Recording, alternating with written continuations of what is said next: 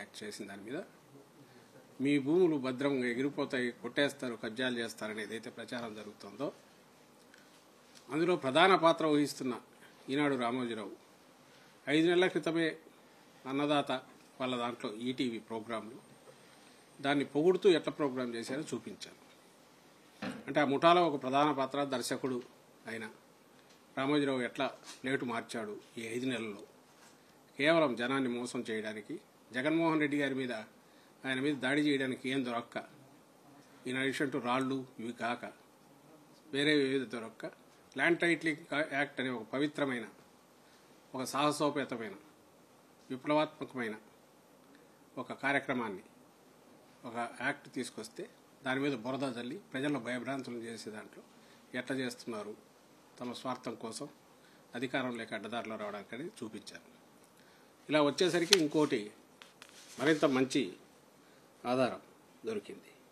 ఇది ఒక్కసారి చూశాక నేను దీని గురించి కామెంట్ చేస్తాను. ఇది 2019 జూలై 29న అసెంబ్లీలో ఈ బిల్లు పెట్టినప్పుడు తెలుగుదేశం పార్టీ దీనికి మద్దతు ఇచ్చినప్పుడు అప్పుడు తెలుగుదేశం పార్టీ తరఫున శాసనసభ్యుడు పయ్యావుల కేశవ్ గారు దీని మీద మాట్లాడుతూ బిల్లును ప్రశంసిస్తూ దానికి పూర్తి మద్దతు ఇస్తున్నామని చెప్పిన ఉపన్యాసం పార్ట్ దయచేసి మీరే చూడండి, ఆలకించండి.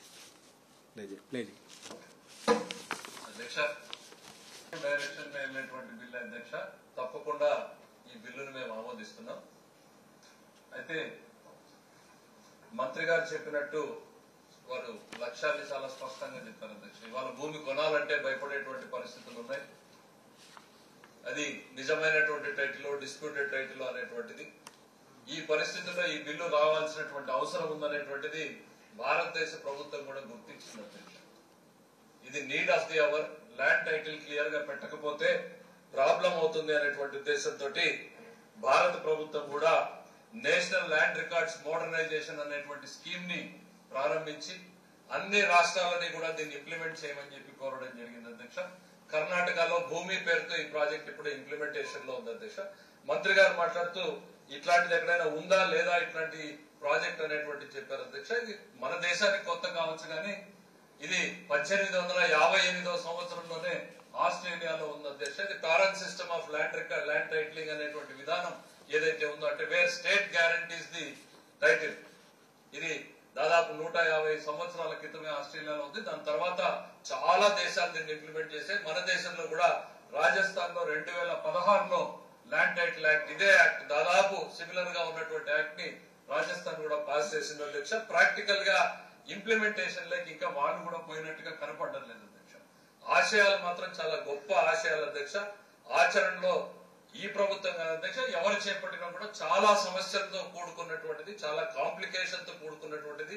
అనేక చిక్కుల్ని తొలగించే ముందు ఈ ప్రభుత్వానికి చాలా టైం కూడా పడుతుంది అధ్యక్ష. దాంట్లో ఏమాత్రం కూడా అనుమానం లేదు. బట్ ఇది ఒక పాజిటివ్ హోప్ గానే చూడాల్సినటువంటి తరుణం. ఒక పేద రైతుకో, ఒక సామాన్య కుటుంబీకుడికో ఒక క్లియర్ టైటిల్ తన దగ్గర డబ్బు ఉంటే నిర్భయంగా ఎన్నుకునేటువంటి పరిస్థితిని కనిపించే దిశగా ఈ బిల్ అనేటువంటిది భవిష్యత్తులో ఉపయోగపడుతుంది. ఇది 2 ఏళ్లలో అవుతుందా, 4 ఏళ్లు పడుతుందా, 5 ఏళ్లు పడుతుందా అనేటువంటిది పక్కన పెడితే తప్పకుండా ఇది ఒక పాజిటివ్ డైరెక్షన్ లో వెళ్లేటువంటి బిల్ అనేటువంటిది ఈ సందర్భంగా గుర్తు చేస్తుంది అధ్యక్ష. పత్రికల్లో కూడా చాలా ఇంకా ఆయన దీని గురించి మాట్లాడతా పత్రికల్లో కూడా చాలా చూశాను అధ్యక్ష. ల్యాండ్ టైటిల్ చేయడానికంటే ముందు సర్వే చేయాలి, సర్వే కూడా పెద్ద ఎత్తున ప్రభుత్వం చేసే ఆలోచనలో ఉందనేది కూడా నేను చూశాను.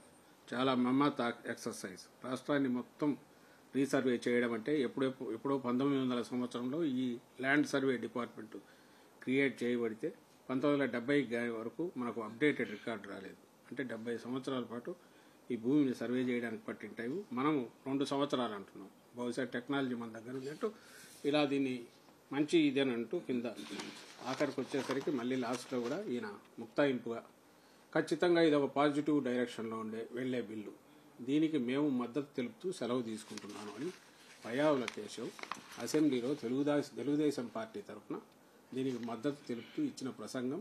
ఇది 29 జూలై 2019 శాసనసభలో జరిగింది. వీళ్ళు మద్దతు తెలుపుతారు. ఆ తర్వాత క్లాజ్ వైజ్ బిల్లు కన్సిడరేషన్ పెడితే పాస్ అవుతూ వస్తుంది. ఆ తర్వాత సెంటర్కు పంపించారు.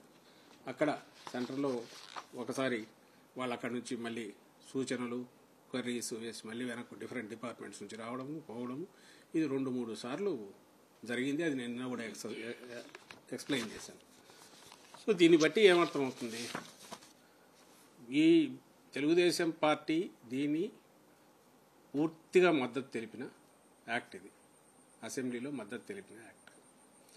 ఈరోజు ఎన్నికలు వస్తున్నాయని చెప్పి దాని మీద మామూలు విషయం కాదు, పార్టీ మీద అటాక్ పెట్టచ్చు, వైఎస్ఆర్సీపీ మీద ఏమైనా చేయొచ్చు, జగన్మోహన్ రెడ్డి గారి మీద దాడి చేయడం, ఇవన్నీ అది ఒక ఎత్తు అయితే రాష్ట్రం మొత్తాన్ని అతలాకుతలం చేసే రకంగా, రాష్ట్రం మొత్తం 5 కోట్ల మందిలో ఆస్తులున్న వాళ్ళందరినీ చిన్న చితక వీళ్లతో సహా అందరినీ భయభ్రాంతులకు గురి చేసే రకంగా ఇంత నీచమైన ప్రచారానికి తనకున్న మీడియా పవర్తో చంద్రబాబు నాయుడు చేసిన దీన్ని జుగుప్సాకరమైన దీన్ని ఏమనాలి? ఇంతకంటే ప్రపంచంలో నీచులు ఎవరైనా ఉంటారా? రాజకీయ వ్యభిచారులు ఎవరైనా ఉంటారా? దేనికైనా ఒక హద్దు పద్దు లేదా? ఏం నేర్పాలనుకుంటున్నారు ఈయన భవిష్యత్ తరాలకు, ఇప్పుడున్న వాళ్ళకు ఏం చెప్పాలనుకుంటున్నారు చంద్రబాబు నాయుడు? అరే నువ్వు సపోర్ట్ చేశావు, మీ వాళ్ళు కూడా అందరు సపోర్ట్ చేశారు, పార్టీ సపోర్ట్ చేసింది, ఒక యాక్ట్ పాస్ అయ్యి ఈరోజు మంచి కార్యక్రమం జరుగుతుంటే దీని మీద దుమ్మెత్తిపోసి దాంతోపాటు ప్రజలను భయభ్రాంతులు చేసే ఈ వ్యక్తి అసలు స్వరూపం, నగ్న స్వరూపం ప్రజలందరూ గమనించాలి అనేది మా విజ్ఞప్తి.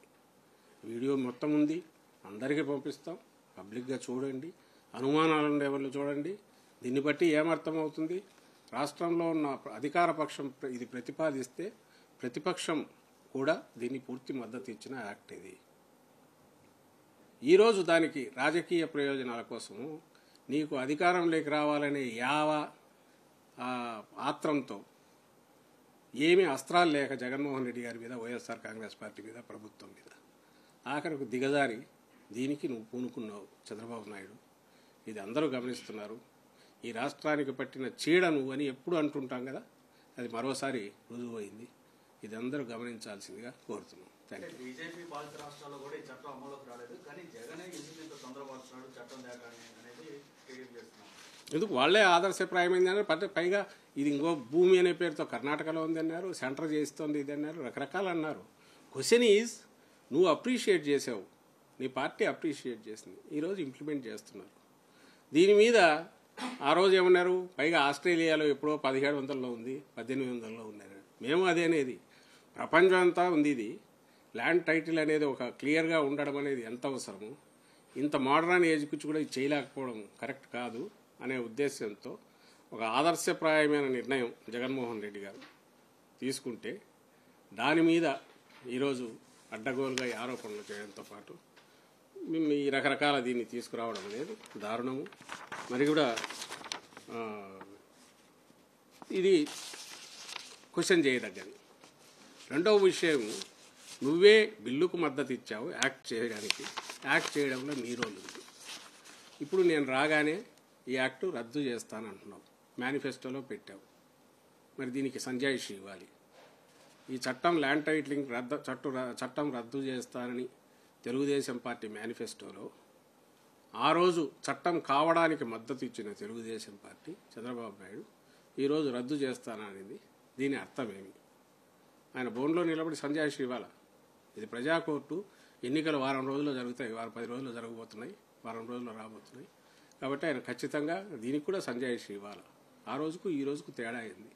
నువ్వు ఆ రోజు ఏ ఫామ్లో అయితే ఆమోదించావో, బిల్లును ఒప్పుకున్నావో, మద్దతు ఇచ్చావో, దాని తర్వాత మళ్ళీ ఫైన్ ట్యూన్ అయింది, పైకి సెంటర్కి వెళ్ళింది, వచ్చింది, అన్నీ అయిపోయి ప్రెసిడెన్షియల్ అసెంట్ కూడా అయిపోయింది. ఇంత జరిగిన తర్వాత నువ్వు ఆ చట్టాన్ని రద్దు చేస్తానంటే దానికి ఎందుకు దీనికి వచ్చావు అనేది కూడా నువ్వు ఎక్స్ప్లెయిన్ చేయాల్సి ఉంటుంది. చంద్రబాబు నాయుడు అలాగే తెలుగుదేశం పార్టీ దాన్ని కూడా డిమాండ్ చేస్తారు. పురంధేశ్వరి గారు మాట్లాడుతూ ఇది ఆప్షనల్ మాత్రమే, చట్టాన్ని అమలు చేయాలి వద్దనేది రాష్ట్ర ప్రభుత్వం నేను అన్నారు, కానీ కేంద్ర ప్రభుత్వం ఏమో ఖచ్చితంగా అమలు చేయాలంటుంది. బీజేపీలోనే ఎందుకు ఇద్దరు విధంగా? ఎందుకంటే ఇక్కడ ఉండేది బీజేపీ కాదు, ఆమెకు 2 ఉన్నాయి. ఒకటి చంద్రబాబు నాయుడు వదిన అనే సంబంధం ఒకటి, రెండవది తెలుగుదేశం పార్టీ తరఫున ఏజెంట్గా అక్కడ బీజేపీలో ఉంది ఆమె, తెలుగుదేశం ఉన్నారు అక్కడ. సో ఈ 2 కారణాల వల్ల దేశమంతా బీజేపీ ఒక రకంగా ఎట్లుంటుందో తెలియదు, కానీ ఇక్కడ అక్కడ నుంచి కొన్ని విధానాలు వాళ్ళవి తీసుకున్నా. ప్రధానంగా తెలుగుదేశం ప్రయోజనాల కోసమే ఈ స్టేట్ యూనిట్లో అధికారికంగా ఉన్న ప్రతినిధులు అయితే దానికోసమే పనిచేస్తున్నారు. దానివల్లే ఆమె 2 నాలుకలు ఎప్పుడు మాట్లాడుతుంటాయి. Okay, thank you.